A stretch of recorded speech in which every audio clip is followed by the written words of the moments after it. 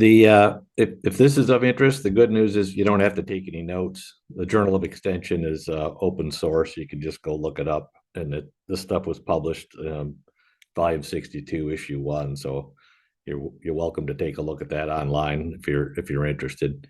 I just want to review some findings from a 2020 survey that we did when I was working for Lake Champlain Sea Grant.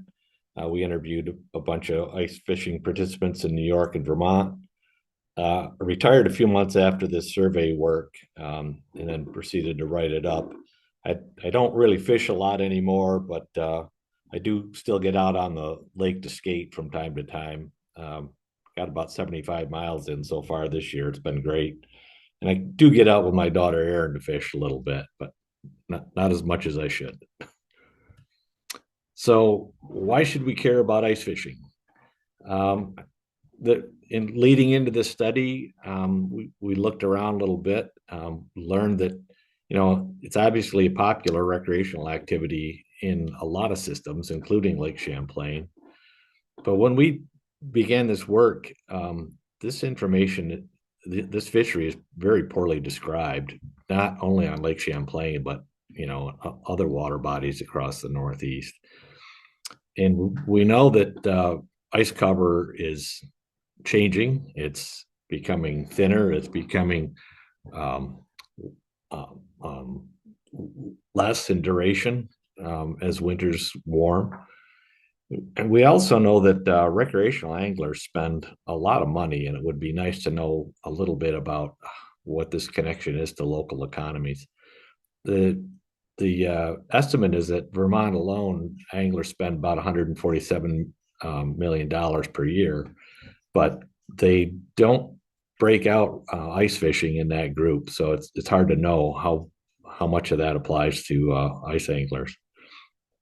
And as I mentioned, timing and extent of ice cover is probably going to have an impact on local economies, and it would be nice to know a little bit about that. And we've got some previous research that suggested that ice fishing is in decline on Lake Champlain.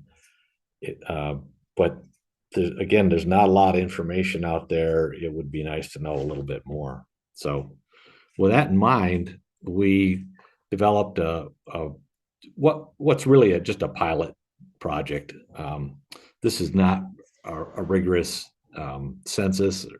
It was just an opinion survey and we were just trying to get people's attitudes and ideas about, and a little bit of information, socioeconomic information about who's participating in this fishery. So it was kind of a quick and dirty effort. Sampling location and dates were not randomized. Again, it's an opinion survey. It's not a quantitative real creel survey. So you can take some of our findings with a grain of salt. But we managed to talk to about 52 individuals at 11 locations.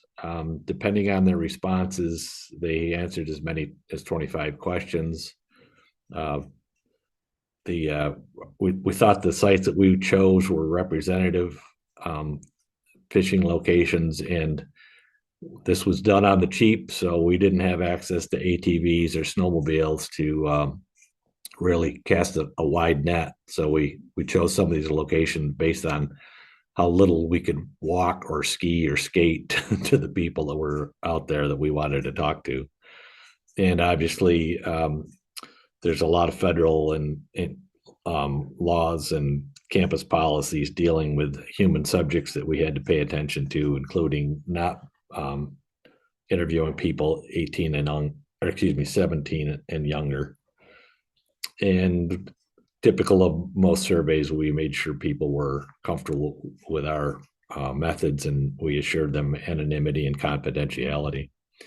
So here's a graphic look at some of these sampling locations and dates. We got as far north as Carey Bay, across from Rouse's Point in northern Lake Champlain, and as far south as Chimney Point in Vermont. And it was just really about 3 weeks worth of intensified effort that we were doing to try to talk to people out on the ice. The way it results, people were very cooperative. Most of our surveys were complete. We did get a few folks that were reticent to provide us a lot of demographic information, but 38% of anglers made 3 or fewer ice fishing trips a year. Mean number of ice fishing trips was a little challenging to compute because we used categorical data, but I came up with a number of about 13.6 trips per year. In terms of context, other studies have found an average of about 10 trips a year or 4.5 trips per year, depending on which report you look at. And the number of trips varied widely. Some people making over 21 trips per year, and a good number of folks making more than 40 trips per year. I'm having trouble seeing my title slide here because of the Zoom stuff. Daily expenditure information was collected. Again, we used bins or categories to try to lump our information into. In retrospect, we probably set that up wrong, but we did collect information on what people were spending. And a large number of folks were spending over $30 per day to fish. And these are just the daily expenditures, not not snowmobiles, not snowmobile trailers, that sort of thing. Just bait, tackle, lunch, that sort of thing. And that's in rough agreement with some other work that's been done on other fisheries on Lake Champlain. Spink found that people were spending around $33 or $34 per year, and some U.S. Fish and Wildlife Service data indicates, 70 to over $130 per day. But again, ice fishing was not broken out in those other two studies, so who knows? We were curious as to what people were using in the way of methods and gear, and here's a little breakdown on that. These responses do total up to 100%. So most people, or a large number of people, were favored strictly jigging, and I think that is in agreement with some of the species targeted information that Nicole is going to talk about shortly. A lot of folks obviously using tip ups. A lot of folks using a combination, and that's in line with the kind of the species that are being targeted. We were also curious about gear types or all the equipment that you need to go ice fishing, and how people chose to outfit themselves for the day. So not surprisingly, 80% of the folks we talked were purchasing and using bait on that day. While they were out there, they're also bringing lures. These days, powered augers are quite common. About 77% of the folks we talked to had powered augers. Had some sort of an ice fishing shelter, 75%. The hand augers are still present in the group. People bring those out oftentimes in case the powered one isn't working or they've got a backup. And there's obviously people moving around the lake pretty easily with ATVs or snowmobiles, but when we queried folks, we got about 31% of the people that we talked to were owned or used motorized vehicles to get around on the ice. We were curious as to how many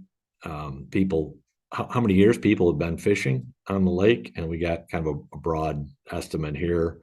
A lot of folks have been at this relatively short period of time, and some folks have been at it for more than 50 years, and kind of everything in between. Similarly, we were interested in categorizing anglers by the age group. Probably the largest single group we spoke to were people in their 50s, but Again, broad spectrum.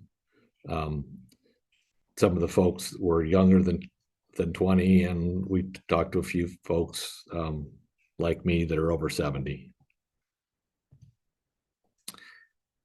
We were curious as to what people were thinking about in terms of ice cover. Nicole and I were just chatting that, the ice cover on Lake Champlain is erratic and sort of unpredictable these days.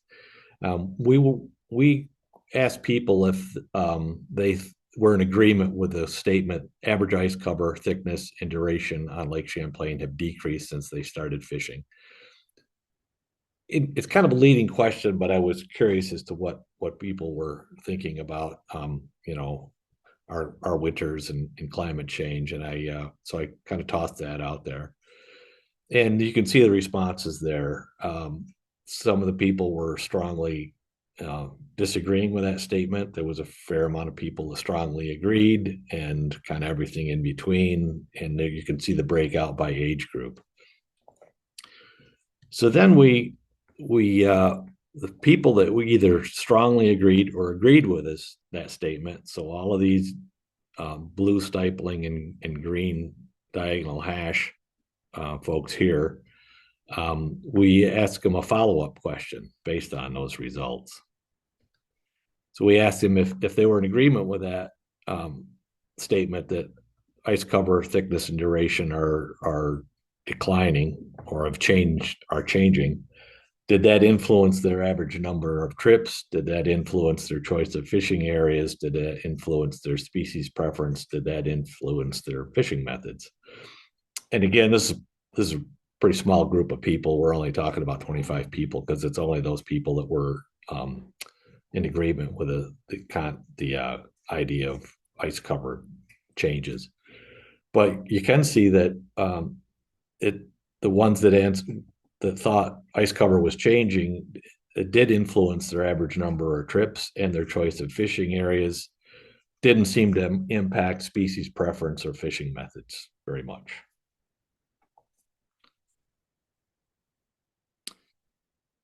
One of the things that we were really trying to do is see if there's educational or extension opportunities that Sea Grant should be paying attention to relative to this fishery.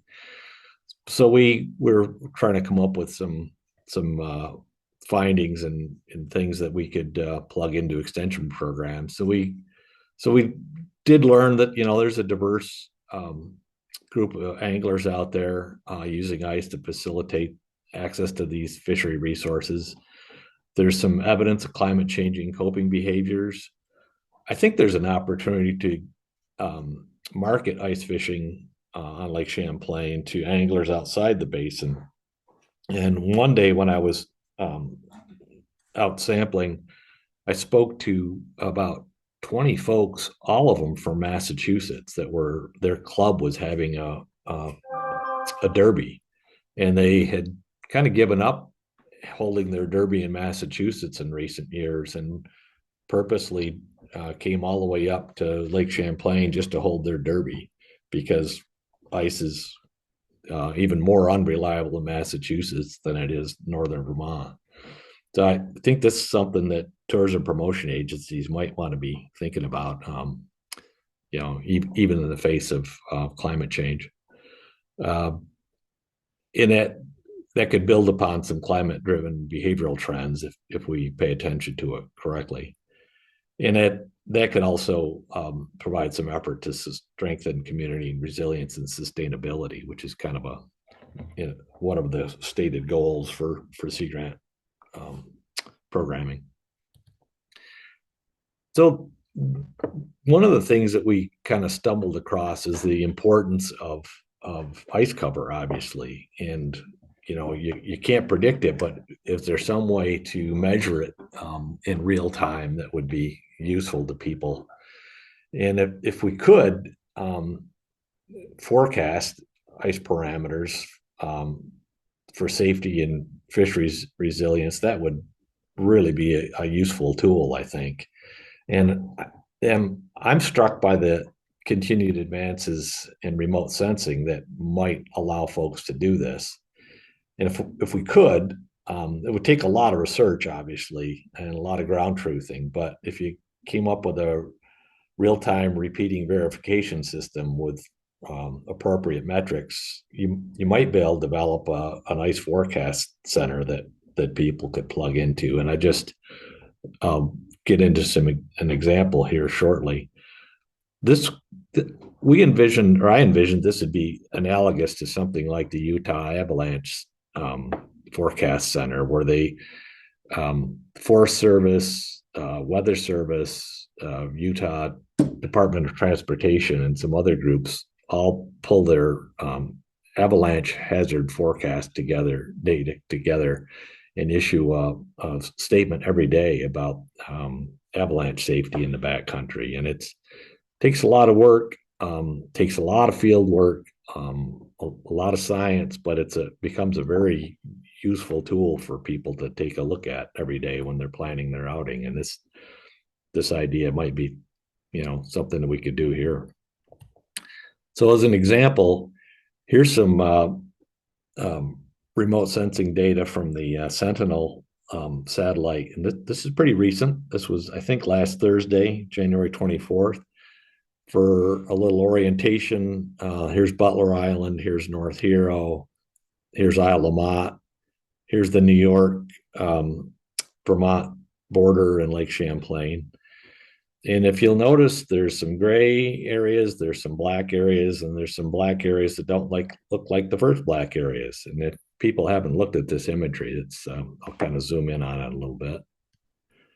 So the detail available from some of these satellite images is incredible.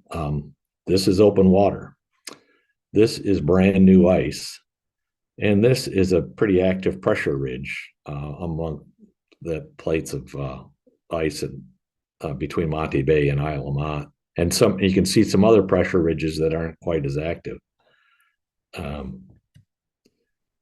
For example, this pressure ridge near Woolly Point was pretty dynamic the day we were there. So it's something that you'd obviously have to pay attention to if you're out there fishing or skating. But it's remarkable that you can actually see this amount of detail from the satellite view. Here's a rubble field that ice skaters will talk about sometimes, clearly visible in the satellite view. And here's a close-up of the same thing. This is clear ice, clear safe ice here on the left and the rubble on the right, and there's plenty of clear ice in the direction that I'm skating. So just an example of what kind of information we can get from these. If we could get ice depth and some kind of ground truthing out of this information, it would be a pretty valuable tool, I think, to anglers and other enthusiasts that use Lake Champlain in the winter. And I think I'm going to do questions later, as I'm told. So with that, I'm going to quit sharing. I think. Stop share. Great, thanks, Mark. I'll pass it over to Nicole for her presentation. And again, as a reminder, if you have questions now for Mark or during Nicole's presentation, feel free to hold them in your head, or you're welcome to put them in the Q&A, and then I'll moderate that Q&A session at the end.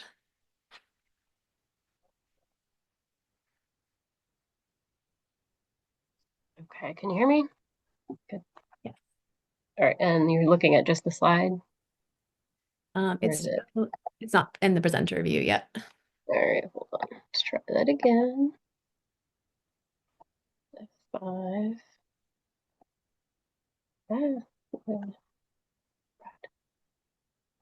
Sure, it worked before. Try again. Okay. I share screen. Maybe. Come on. All right, can you see the slide now? If you just switch the display. It's in presenter view. Still in presenter view. Interesting. Maybe at the top display settings. That's where the little zoom bar is, so I can't touch anything. Here we go. Oh, it's not letting me swap. Odd. All right, let's just try that. That works, yeah. Ah, jumped ahead. All right, well, good thing I printed paper. All right, so I'm Nicole Balk. As I said, I'm a fish biologist and I work on Lake Champlain. I spent the last 4 years conducting an ice fishing creel survey. And actually, I don't usually go out and do the survey myself. I hire 2 technicians, usually college-age people or recent grads, to go out and talk to anglers and find out what they're fishing for, what they're catching, are they happy about it, that sort of thing. So that's what we do. And the whole reason behind this is we want to try to document if there's any significant changes over time. So we'll do this survey like we did like 4 years in a row to try to get a good baseline, and then we'll come back and we'll repeat it every 5 years or so just to track if there's any changes in like species composition or fish management practices, or if there's like environmental disturbances in the lake, like invasive species come in, any increased sediment or phosphorus inputs into the lake, or even just climate change. So here's an area we try to do the whole lake. Like I said, the ice doesn't always form and cooperate. So we get a lot of data on the northern end of the lake from Rouse's Point, mostly Kings Bay and Deep Bay. We've had those most years freeze over pretty well. We've tried to do Willsboro Bay, Bulwaga Bay further south, and then all the way down to South Bay near Whitehall. The first 2 years we were able to do all 4 of these sites no problem. And then the third year we only got Kings Bay. And then last year we got Kings Bay and Deep Bay, so nothing on the southern end of the lakes. Let's see.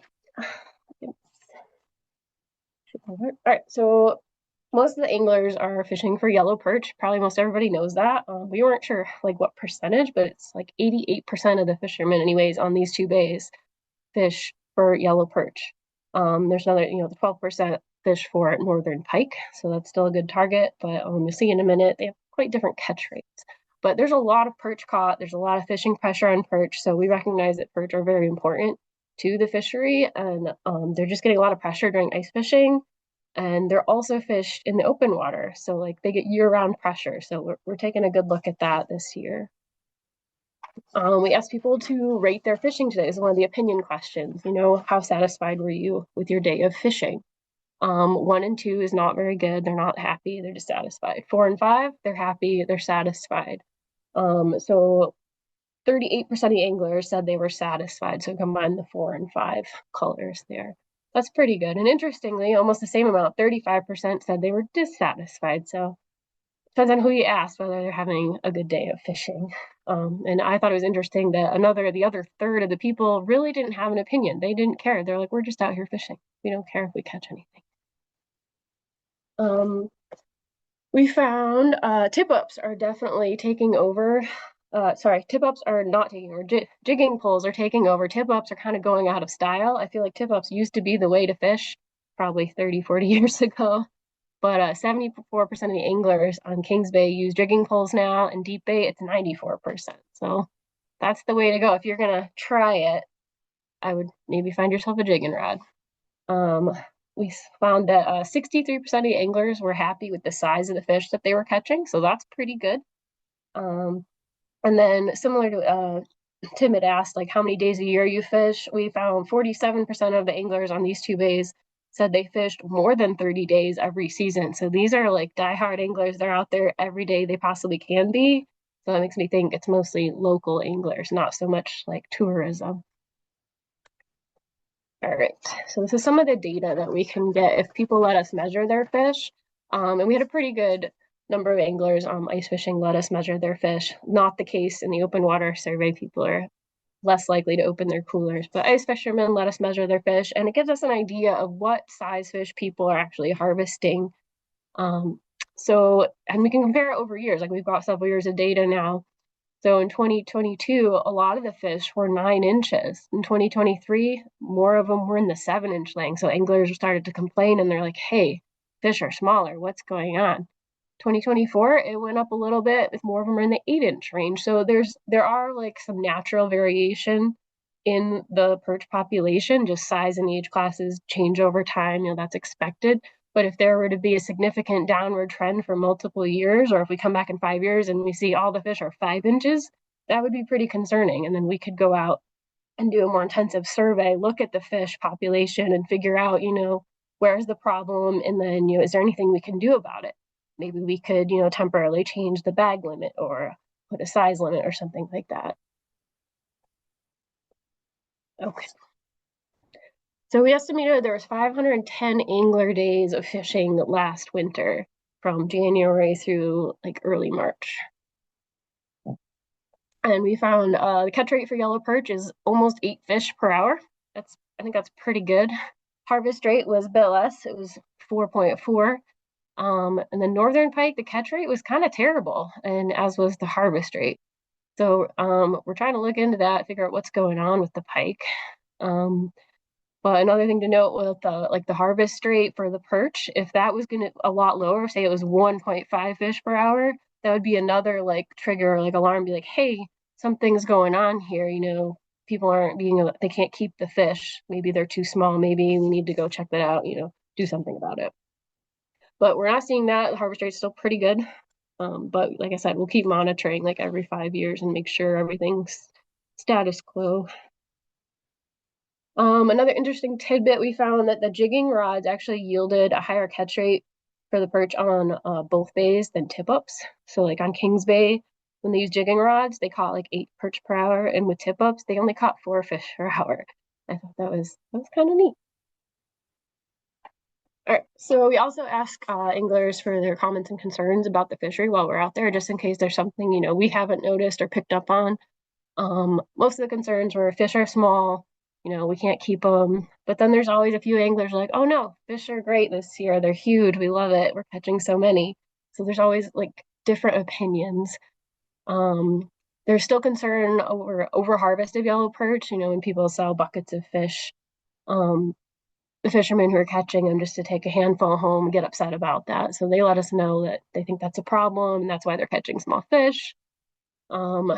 Interestingly, last year, a bunch of anglers on Kings Bay said they saw sea lamprey circling their fishing holes, and no one in New York or Vermont fish staff has ever heard of sea lamprey doing this kind of behavior. So if anyone sees it happening this year, reach out and let us know, because it's a kind of an interesting phenomenon. We don't really know why they're doing that. It was like small little lamprey, like 8 inches or 10 inches. As always, the anglers want us to stock more fish. They specifically asked for more walleye this year. And then there's a few anglers who are like, oh no, the walleye are plentiful. So it's, again, contrasting opinions, but if we get enough information from anglers skewing it one way or the other, we could go out and, do a survey and find out, what's going on with the fish population. Is there really a problem or not? So, if you want to read the creel plan or any of the annual reports, ice fishing, or like I said, we do open water fishing as well. So if you're interested in other things, they're on our website, or they're going to be on our website. We currently have the reports from, I believe, 21, possibly 22 for ice fishing. The other reports are coming hopefully in the next few months. They're in review in Albany right now. Got a pile of reports that are getting reviewed. So everything should be up there hopefully by this summer. But if not, if you want to draft a report or just look at some data, you can always email me or call me. I'm happy to share any of that. It's not top secret. So that's what I got.